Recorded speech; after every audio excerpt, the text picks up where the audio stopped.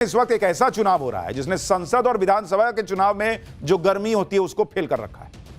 कहने के लिए नगर निगम का चुनाव है, लेकिन आग लगी है बॉस। कोई किसी का मुंह तोड़ देने को तैयार बैठा है, कोई कह रहा है कि जीभे काट देंगे। गाली चल रही है, धमकी चल रही है, ऐसे गाली धमकी चल रही है जैसे फूल बरस रहे हैं। राज ठाकरे सबसे आगे, ओवैसी ने भी गजब कहर ढाया हुआ। एक तरफ राज ठाकरे, दूसरी तरफ ओवैसी, लेकिन बाकी नेता भी पीछे नहीं है। आज चुनाव प्रचार का आखिरी दिन था, लेकिन आखिरी दिन तक कैसे ये सब नेता गदर काटे हुए हैं आप खुद देखिए। कोई नेता कह रहा है कि 32 तोड़ दूंगा, कोई कह रहा है कि जुबान काट दूंगा, कोई मंच से गाली दे रहा है, कोई मिमिक्री कर रहा है, कोई पीएम मोदी को चेतावनी दे रहा है, कोई 15 मिनट की याद दिला रहा है, कोई पाकिस्तान भेजने की बात कर रहा है, कोई कह रहा है कि बाहर निकलो तो देखें, कोई कह रहा है कि मस्जिद में आओ तो पता चल जाएगा। मतलब है सब बवाल मचा रखा है बॉस इन लोगों ने कि पब्लिक भी हैरान है कि नगर निगम का चुनाव है कि क्या है भाई। लेकिन बीएमसी का बजट भी तो 75,000 करोड़ है। लग ऐसा रहा है कि चुनाव ना हो, कोई पहलवानी अखाड़ा हो गया। खुल्लम खुल्ला ताल ठोकी जा रही है। बीएमसी के चुनाव ने कैसे गदर मचा दिया है, एक एक डिटेल बताऊंगा, दिखाऊंगा, लेकिन पहले एक ट्रेलर तो देखिए।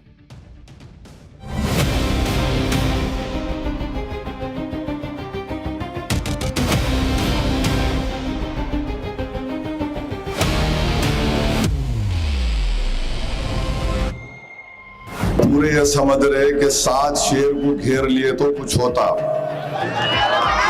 देखो शेर शेर ही होता। अबे मैं उत्तर प्रदेश का पटक दूंगा, 32 से बाहर निकल जाएगी, पता नहीं चलेगा कहां चला गया। झांसी की रानी को आंखों के सामने रखती हूँ और फिर मैदान में उतरती हूँ। जय श्री राम बोलने वाले ही हमको इस शहर में दिखने चाहिए।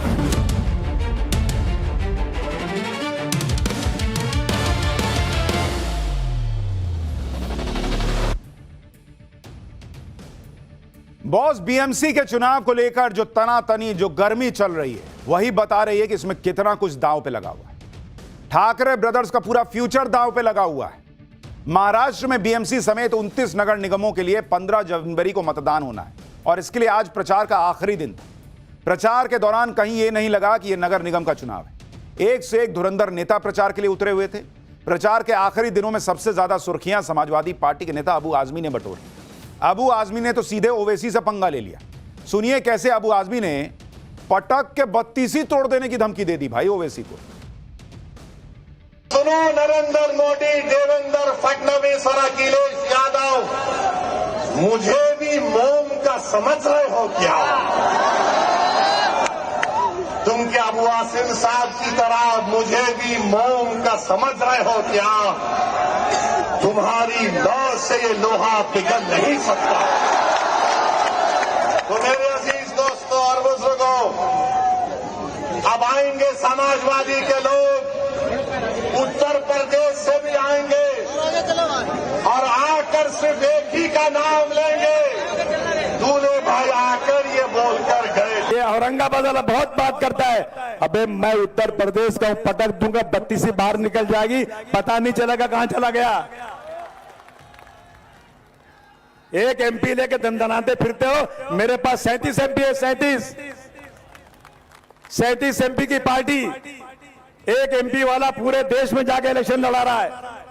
मेरी 37 एमपी की पार्टी नहीं लड़ाती इलेक्शन, क्योंकि ये पार्टी वोटों का बंटवारा नहीं चाहती।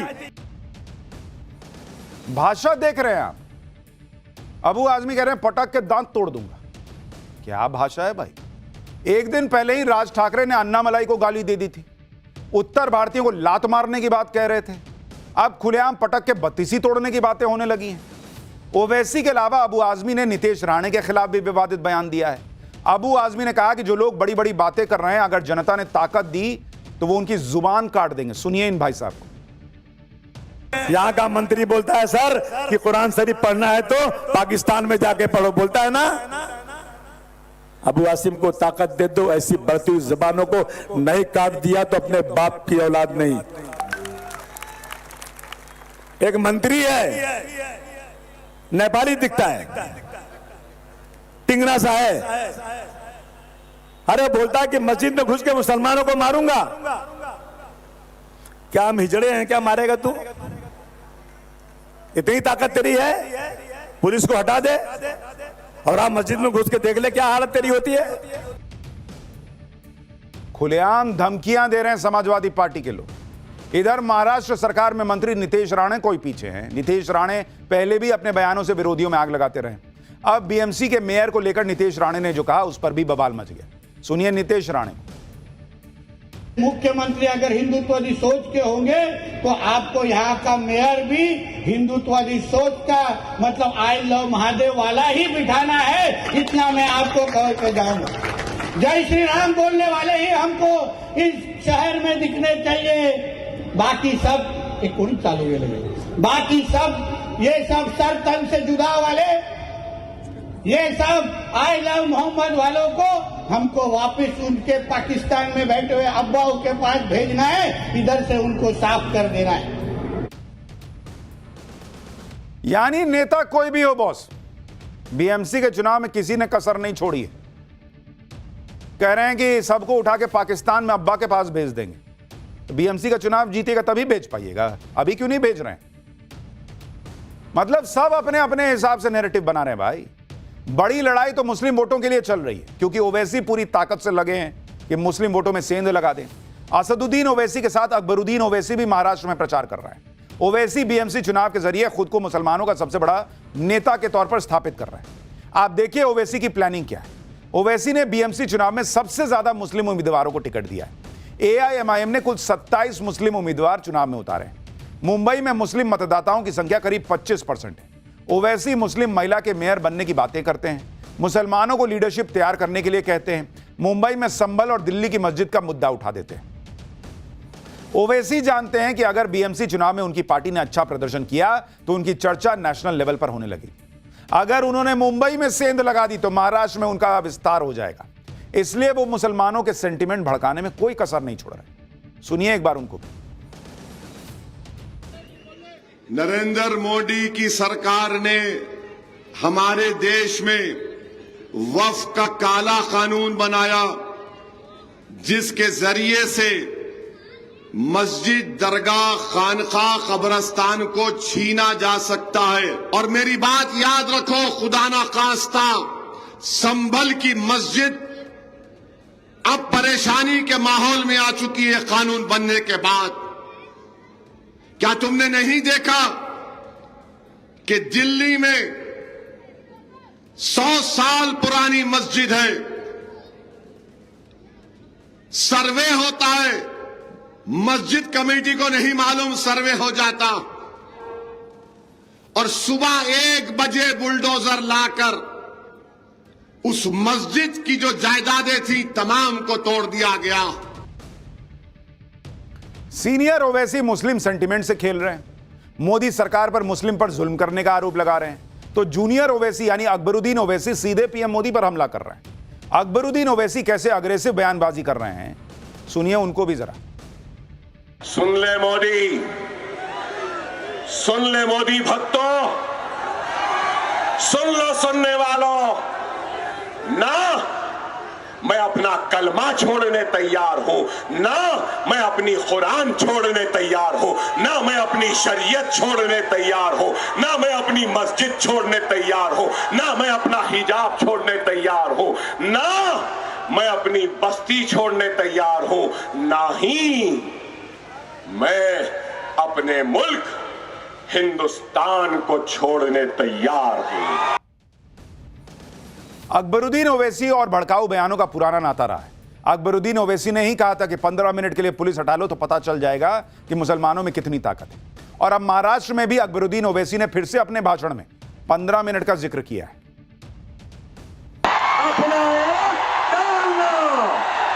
डालेंगे ना, 15 मिनट निकालेंगे ना, वोट डालने के लिए 15 मिनट निकालेंगे ना, 15 को मजलिस को कामयाब कर रहे। हाँ, नारे तकबीर, नारे तकबीर, नारे तकबीर। बीएमसी चुनाव प्रचार खत्म होने से पहले सारी लाइमलाइट अबू आजमी, नीतीश राणे और ओवैसी लेकर चले गए। इधर ठाकरे भाई भी विवादित बयान देने में पीछे थोड़े ही हैं। राज ठाकरे ने बीजेपी नेता अन्नामलाई को मंच से गाली दे दी। रसमलाई कहा, लुंगी हटाओ पुंगी बजाओ जैसे बयान दिए। वहीं उद्धव ठाकरे भी बीजेपी पर हमला करने के चक्कर में अजीब बातें कर रहे हैं। बीजेपी के हिंदुत्व पर सवाल उठाते हुए उद्धव ठाकरे ने कहा है कि बीजेपी वाले गोमूत्र के लिए लाइन लगा सकते हैं, लेकिन रक्तदान के लिए नहीं। बीजेपी इतनी बेशर्म है कि वो रावण को भी अपनी पार्टी में शामिल करा सकती है। बीजेपी हिंदुत्व का इस्तेमाल चुनाव के लिए करती है। उद्धव ठाकरे के बयान पर सीएम फडणवीस ने कहा कि वो हिंदुत्व पर गर्व करते हैं, इसलिए हिंदुत्व की बात करते हैं। सुनिए। मैंने तो ओपन चैलेंज दिया है, उद्धव जी के भाषण में विकास का मुद्दा दिखाइए और मेरे से 5,000 रुपया ले जाइए। हमारे अगर भाषण आप देखेंगे तो उनको जवाब देते हैं हम। और हिंदुत्व क्यों नहीं बोलेंगे भाई, हमको गर्व है, हमारे हिंदुत्व पर गर्व है, वी आर अनअपोलोजेटिक, इसलिए हम हिंदुत्व बोलते हैं। लेकिन हमारी भाषणों में 95% केवल डेवलपमेंट होता है, वो डेवलपमेंट पे बोलते ही नहीं है। लोग भी कह रहे हैं कि क्या दिन आ गया है, बाला साहब ठाकरे की पार्टी के वारिस जो हैं वो हिंदुत्व से उनको दिक्कत हो रही है।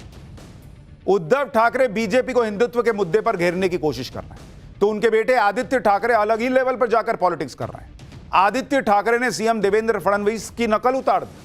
आदित्य ठाकरे ने जो मिमिक्री की उस पर सीएम देवेंद्र फडणवीस ने भी पलटवार किया है। देखिए जरा। आमची मुंबईमध्ये सत्ता येणार आणि सत्ता आल्यानंतर अध्यक्ष महोदय, मोदी साहेब, आम्ही इथून बांगलादेशाला काढणार, ये जलवा है मेरा, मैं आऊंगा। आता काही लोकांनी काल माझीच नक्कल केली। मला मजा येते कोणी माझी नक्कल केली तर, मला आवडतं, मला काय प्रॉब्लेम नाही आहे। पण त्यांना हे समजायला पाहिजे, अरे नक्कल करता करता काकाच्या पक्षाची काय स्थिती झाली। उद्धव ठाकरे हो या उनके बेटे आदित्य ठाकरे हो, वो हिंदुत्व को लेकर बीजेपी पर अटैक कर रहे हैं। सीएम देवेंद्र फडणवीस पर अटैक कर रहे हैं। उधर राज ठाकरे को हिंदी भाषी और तमिल भाषियों को डराने धमकाने के पुराने काम में लगा दिया है। मराठी के नाम पर लोगों को धमका रहे हैं, उत्तर भारतीयों को धमकी दे रहे हैं, जबकि इस तरह की राजनीति को महाराष्ट्र लगातार नकार रहा है। पिछले साल भी राज ठाकरे की पार्टी ने मराठी भाषा के नाम पर उत्तर भारतीयों के साथ बदसलूकी की थी, जिस पर बीजेपी नेता बृजभूषण शरण सिंह ने राज ठाकरे को तभी चेतावनी दी थी। बृजभूषण शरण सिंह ने कहा था कि अगर किसी ने आह्वान कर दिया और उत्तर भारत के नौजवान राज ठाकरे से मिलने चले गए तो राज ठाकरे झेल नहीं पाएंगे। सुनिए तब उन्होंने क्या कहा था। मैं उनको कहता हूं कि उनको सद्बुद्धि आवे, उत्तर भारतीयों में बड़ा रोष है, और अगर कोई भला आदमी आह्वान कर दे तो राज ठाकरे साहब आप झेल नहीं पाओगे। उत्तर भारत के नौजवान इतने आक्रोश में कि अगर किसी ने आह्वान कर दिया कि चलो आओ चले राज ठाकरे से भेंट करें तो झेल नहीं पाओगे। भाई बीएमसी का चुनाव है, इसलिए जुबानी तोप गोले चल रहे हैं। For more of such videos, do like, share and subscribe to ET Now Swadesh.